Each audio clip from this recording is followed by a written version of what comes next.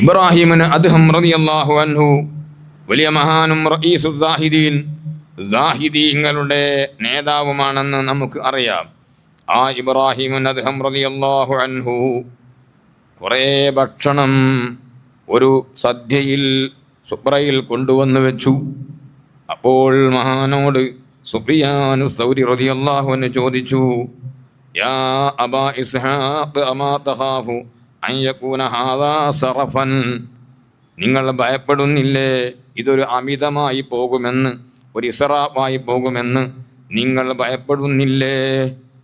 അപ്പോൾ ഇബ്രാഹിമിന് അദ്ദേഹം റളിയല്ലാഹു അൻഹു പറഞ്ഞു, ലൈസ ഫി ത്വആമി സറഫുൻ, ഇങ്ങനെ അതിഥിക്ക് അവരെ സൽക്കരിക്കാൻ വേണ്ടി കൊണ്ടുവന്ന് വെച്ചു കൊടുക്കുന്ന ഭക്ഷണം, ആ ഭക്ഷണത്തിന് അത് സറഫ് എന്നോ അമിതമെന്നോ പറഞ്ഞുകൂടാ.